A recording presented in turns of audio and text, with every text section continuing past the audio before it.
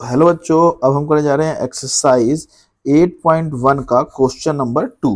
क्या दिया है? In this given figure find tan p minus cot r।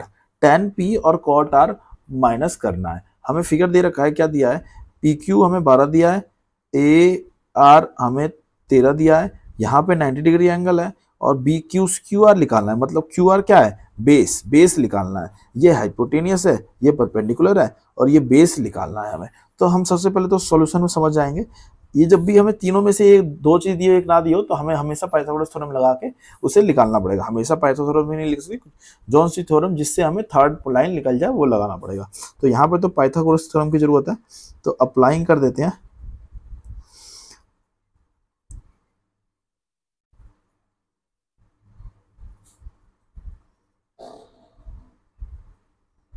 Pythagoras theorem लगा देते हैं। पाइथागोरस थ्योरम होती क्या है?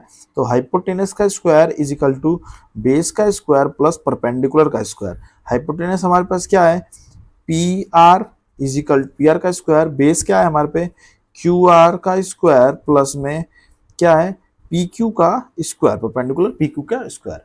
ठीक है, तो पी आर हमें दे रखा है 13 का स्क्वायर प्लस में क्यू आर हमें पता नहीं है, is equal to Q R हमें पता नहीं है, तो क्यू आर का क्यू आर लिखा जाएगा प्लस में पी क्यू हमें दे रखा है 12 का स्क्वायर।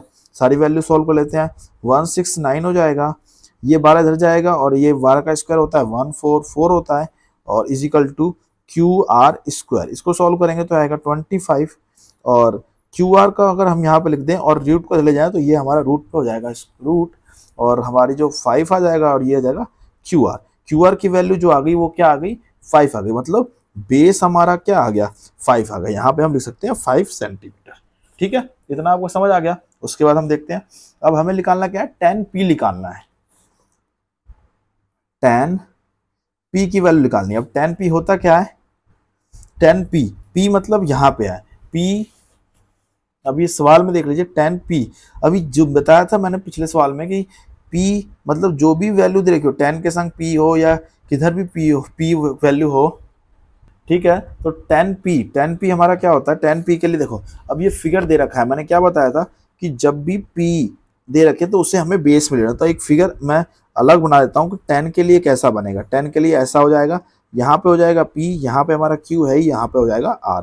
अब सारी वैल्यू पुट कर देते हैं। qr हमारा है कितना? 5, ये हमारा 13 है pr, और उसके अकॉर्डिंग pq जो हमारा हो गया 12 हो गया। तो यहाँ पे ये सारी चीजें हो जाएगी। tan p का मतलब होता है परपेंडिकुलर अपॉन में बेस। परपेंडिकुलर क्या है? हम यहाँ पे इस वाले इमेज के अकॉर्डिंग परपेंडिकुलर अगर देखेंगे तो क्या बनेगा? हमारा आर क्यू बनेगा और बेस क्या बनेगा? पी क्यू बनेगा। तो सारी वैल्यू पुट कर देते हैं, ये हमारा हो जाएगा आर क्यू हमारा 5 है और बेस हमारा क्या हो जाएगा? 12 हो जाएगा। ठीक है, समझ आ गया आपको? इसके बाद चलते हैं अगला हमें क्या दिया था? कॉट निकालना था, कॉट आर। अब आर निकालना है तो इमेज दोबारा से चेंज करते हैं।